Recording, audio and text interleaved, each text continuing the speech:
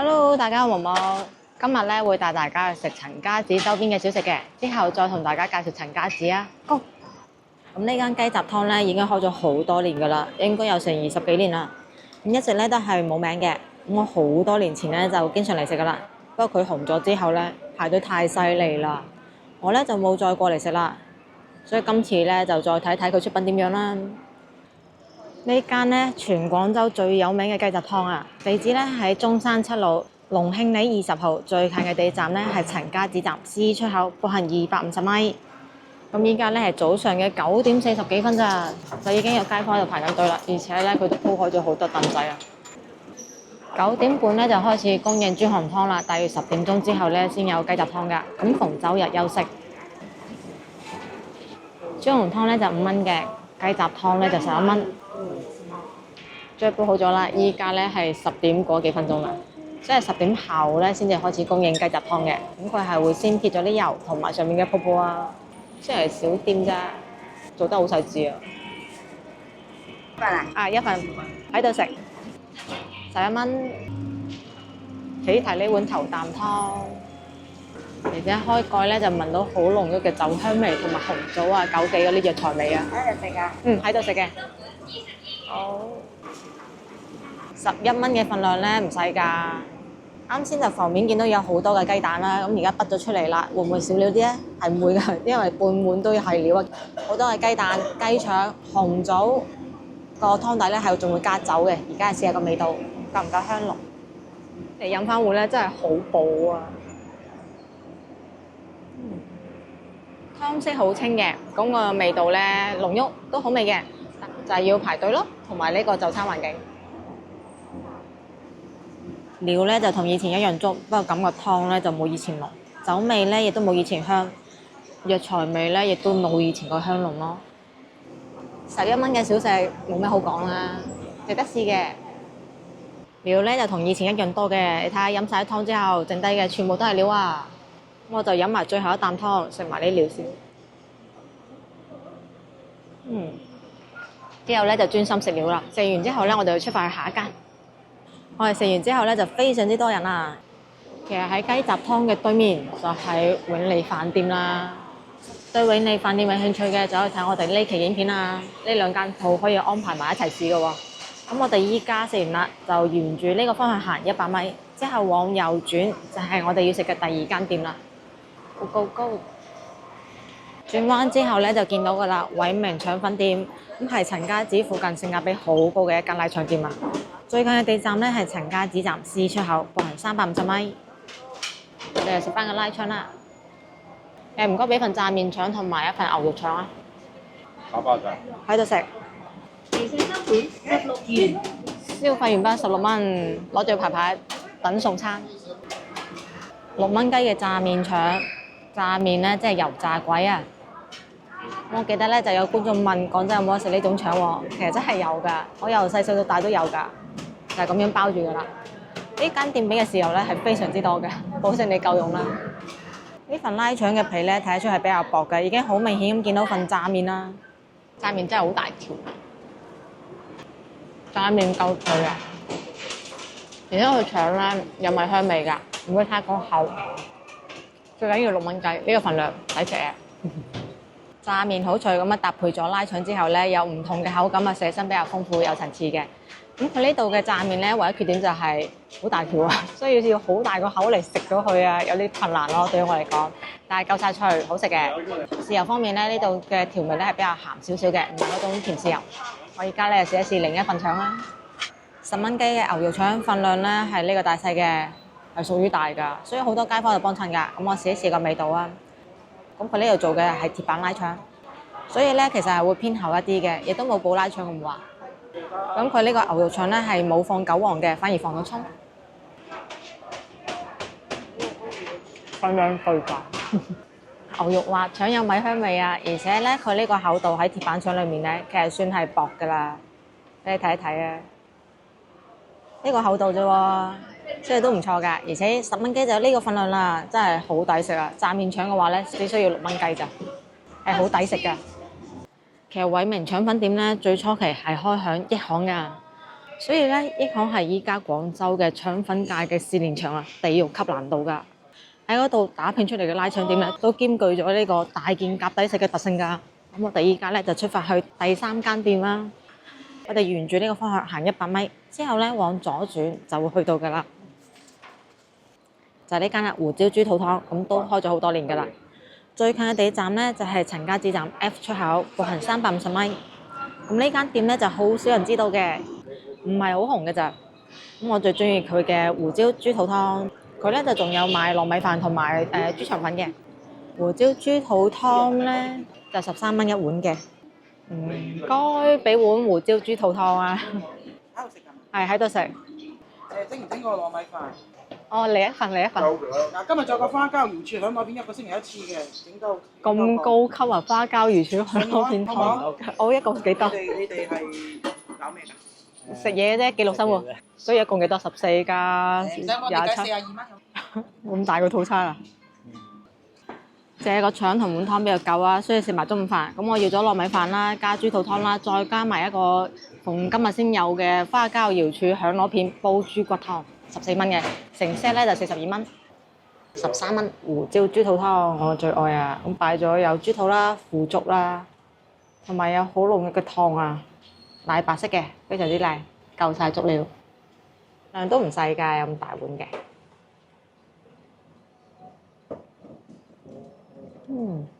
咁煲到出晒味㗎啦，有好香濃嘅肉香味嘅。飲呢種湯型咧真係好舒服啊，非常之暖胃。我試埋啲肉先，豬肚咧就炆到夠晒腍㗎啦，入晒味，有濃郁嘅胡椒香味，用鮮腐竹嘅呢種腐竹咧就比較有腐竹嘅香味，好食啊。夠軟滑。14蚊嘅花膠響螺片煲排骨，咁係有啲長都唔記得啦。嗱，花膠咧係真係大片大嚿㗎，係有嘅。排骨咧亦都好大嚿嘅。至於響螺片陣間就見啦，有好多藥材嘅，呢種咧就屬於媽子煲靚湯啦，夠晒多料。煲到出晒味，個湯香濃喎，我覺得呢個仲好飲啊。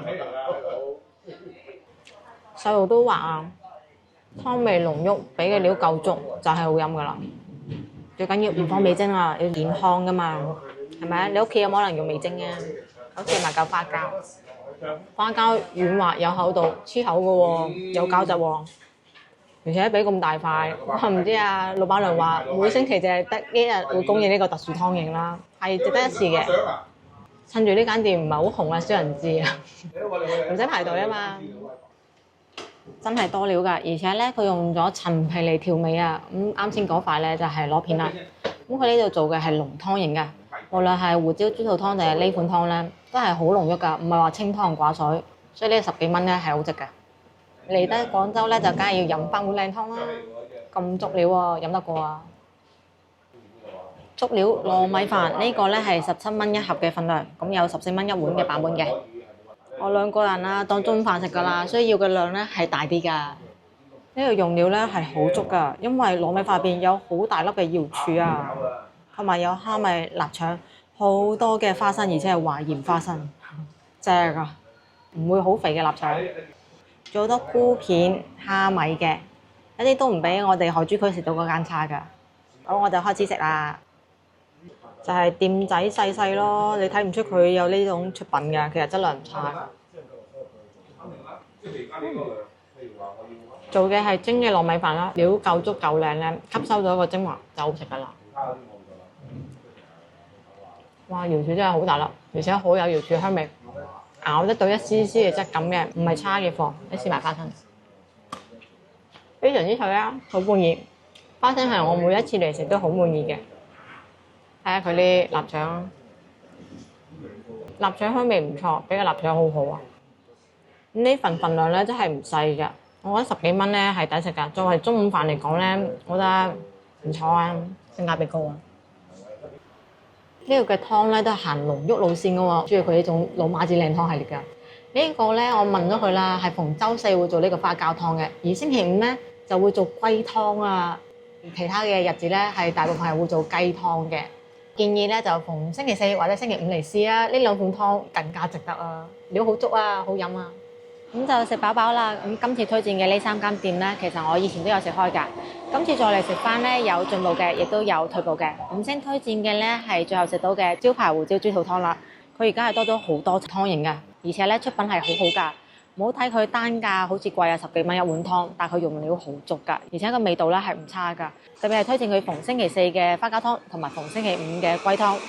我哋翻到嚟陳家子啦，咁咧會同大家繼續介紹陳家子未睇嘅內容嘅。咁錯過咗前面介紹內容嘅咧，就可以睇翻呢幾期影片啦。咁我哋出發啦，Go！咁睇完咗首進東廳嘅北面，我哋依家咧就睇首進東廳嘅南面啦。上邊嘅灰塑咧係百寶圖，兩邊咧係刻畫咗紅日嘅。我哋再睇下連廊上面嘅灰塑啊。前東連廊西側中部呢幅咧係公孫玩樂圖，咁裏面咧係有2個老人響度捉緊棋嘅。另外咧仲有一個老人抱住個孫仔坐響一邊，一路同2個孫仔玩，一路睇棋。寓意咧就係一家人齊齊整整共享天倫。我哋依家咧就睇下另外一邊啦。呢個連廊灰塑咧就係韓江關，咁出自小説《薛丁山征西》，係描述西涼女將范妮花同唐朝大將薛丁山嘅故事嘅，描繪咗范妮花同薛丁山攞住武器響陣前討戰嘅情景㗎。咁可以對比下清朝嘅圖片，依家嘅前東連廊月台同清朝嘅相比咧，其實基本上係一樣㗎，而唔係好多人認為嘅咁仿古㗎喎。首進正廳北面嘅呢幅灰塑咧係劉海戲金蟬，藍色衫嗰個咧就係劉海啦。咁劉海咧原名係劉操，咁係5代後梁人。佢咧係燕國嘅丞相，結識咗呂洞賓同埋漢鍾離2位神仙之後咧，佢就放棄咗官職，專心學道。而劉海旁邊嘅咧係一隻3隻腳嘅金蟬。相傳劉海咧就收服咗一隻金蟬妖精，咁過程中金蟬受傷斷咗一隻腳，所以咧就得返3隻腳啦。咁金蟬咧就有個能力嘅喎，就係可以吐金錢啦。咁呢隻3隻腳嘅金蟬咧就為咗將功贖罪，就幫劉海派錢俾啲窮人啦。所以民間咧就將劉海作為財神㗎，3腳金蟬咧就作為招財蟬啦。響首進中路南面咧，呢個圖塑係4郎探母，故事咧就取材於楊家將。左邊第2個咧就出征邊關嘅佘太君啦。佘太君咧就叫做佘菜花，佢咧就精通韜略，後生嘅時候咧就係北宋文武雙全嘅女將啊。響西夏遼國攻打北宋嘅時候咧，佢就已經8歲高齡㗎啦，但依然身掛帥印，率領楊家12寡婦西征，巾幗不讓鬚眉啊。咁呢幅圖所描述嘅畫面呢，就係宋遼交戰嘅時期，楊四郎呢被俘虜之後，招為駙馬。喺15年之後，佘太君呢就圍破天門陣，領兵到邊關。而楊四郎聽到消息之後呢，響妻子鐵鏡公主嘅幫助下，趁夜出關探母嘅呢一幕啦。中進最言堂嘅正隻灰塑，正中間嘅呢係竹林七賢，兩邊嘅呢就係太師少師啦。仲有個花魁獨佔。小品裏面咧就用藍底白字咁寫咗唐詩宋詞，增加咗陳家子嘅文學氣息㗎。花窗裏面咧就裝飾咗果籃、寶瓶、金蟬、吐水器。旁邊嘅係小品，分成咗左右兩邊嘅，每邊咧就各6塊，圖案咧係對稱㗎。左上角嘅呢個圖塑咧係麒麟送子，個細路仔咧係騎喺隻麒麟上面嘅。旁邊嘅咧就係和合二仙啦。和合二仙咧就係中國民間傳說中主婚姻和合嘅神。咁稱之為和合二聖。傳說唐代詩僧韓山與拾得2人相交甚厚，和睦同心。民間呢就珍視佢哋情同手足嘅情誼，所以呢就將佢哋推崇為和睦有愛嘅民間愛神啦。直到清代雍正皇帝正式封韓山為和聖，拾得為合聖，和合二仙呢就從此名揚天下啦。後嚟民間就為咗迎合大眾嘅喜好，就取漢語嘅和同埋和。合同埋合諧音，咁啊將異性嘅形象咧，慢慢咁演變成咗一位係持和穗，一位係捧合雙向嘅2位童子啦。而另一幅圖咧就係壽星送子，咁下面3幅咧就係花圖啦。而右邊嘅圖案咧就係一樣嘅，因為係對稱噶嘛。旁邊嘅呢啲咧係叫做花窗，係4幅小圖，咁係描繪咗人們喺樹林裏面休閒嘅情景嘅。仲有一個花窗咧就係鏤空嘅，用咗瓜果嚟做裝飾。咁睇完咗屋頂嘅呢啲小細節之外，我哋睇一睇屋頂嘅鰲魚啊。咁屋頂嘅鰲魚咧，除咗狀元及第同埋獨佔鰲頭嘅意思之外咧，其實仲有一個隱藏嘅玄學嘅喎。古人咧就覺得鰲魚屬水，如果裝飾喺屋脊上面咧，係可以鎮火災㗎。大家睇一下聚賢堂雅脊兩邊嘅山牆啦。咁呢種山牆學名係叫做垂脊嘅，上邊兩邊都有一個好大嘅蝙蝠啊，望住前面嘅兩個大銅錢，寓意咧係福在眼前。不過我就覺得應該叫做見錢眼開啊，係咪更加貼切呢？各位觀眾覺唔覺得呢？睇完咗屋頂，我哋睇翻落嚟啊！正前方下邊嘅呢個比地下高一級嘅叫做月台，我認為係觀賞價值比較高嘅地方啊。月台呢度咧係裝飾咗呢種銅鐵柱，又叫做銅藝，又叫做銅雕。民間藝人就巧妙咁樣將鐵柱通花嘅欄板鑲嵌咗響月台圍欄嘅石雕框架裏面，咁利用鐵同埋石之間嘅色彩對比，同埋鐵柱嘅通透立體造型，咁令到咗月台嘅圍欄呢係有獨特嘅裝飾效果㗎。咁呢種鐵柱裝飾工藝呢，既吸收咗西方嘅建築裝飾手法，又結合咗中國傳統嘅文化題材元素，咁兩者呢係相得益彰嘅。正因為清朝嘅廣州處於西方文化交流中心，所以呢就造就咗呢種獨特嘅裝飾風格啦。咁呢幅呢就係龍戲珠圖啦。龍係中華民族嘅象徵，傳說中龍係可以興雲作雨㗎，降魔伏妖係英勇權威同埋尊貴嘅象徵啊。古時候呢，古人係會祭拜龍王嚟求雨㗎，希望糧食豐收、日子太平。龍戲珠呢就表達咗糧食豐收、風調雨順嘅美好願望。咁呢幅呢就金玉滿堂圖啦，咁由好多條肥美嘅金魚組成㗎。魚嘅諧音呢係魚，寓意富裕有餘。魚呢又同玉字係諧音，金玉滿堂呢就係寓意財富好多啊。而喺呢張圖隔離嗰幅呢細啲嘅就係鳳鹿圖啦。中國古代傳說有千年壽命嘅鹿呢叫做蒼鹿，所以鹿呢通常就被視為長壽嘅仙獸。鹿呢又同三吉星嘅福祿壽中嘅鹿呢係同音㗎。鹿星呢又叫做文曲星，寓意長壽同埋金榜題名啊。鳳凰呢就被稱為百鳥之王，咁係傳說中可以帶嚟和平同埋幸福嘅神鳥，咁係富貴同埋吉祥嘅象徵，所以鳳鹿圖呢就寓意富貴長壽、步步高升。而呢幅呢係麒麟玉書鳳凰圖，麒麟係古代傳說中嘅動物，咁係人壽有吉祥嘅象徵㗎。麒麟吐玉書呢就有聖人出世嘅寓意啦。相傳孔子出世嘅時候，孔子個阿媽呢就夢見麒麟吐玉書於門前，鳳凰呢就係百鳥之王，咁有高貴同埋權貴嘅象徵㗎。呢度係連續3幅，而呢個月台呢其實係對稱設計，所以一共呢係有6幅麒麟吐玉書㗎。連數量方面都非常之吉祥寓意。睇完麒麟吐玉書，我哋睇埋樓梯嘅另外一邊，嗰度咧仲有另外一張圖嘅，就係呢幅啦。正中間呢度用3隻羊嚟暗喻咗三陽開泰㗎。三陽開泰嘅説法咧係嚟自於易經㗎，寓意吉祥。旁邊四周圍大地回春、花開富貴，都係有冬去春來、吉祥好運嘅寓意㗎。而旁邊嗰啲細幅啲嘅咧就係歲歲有餘圖啦。咁係有稻穗同埋2條肥美嘅魚組成㗎。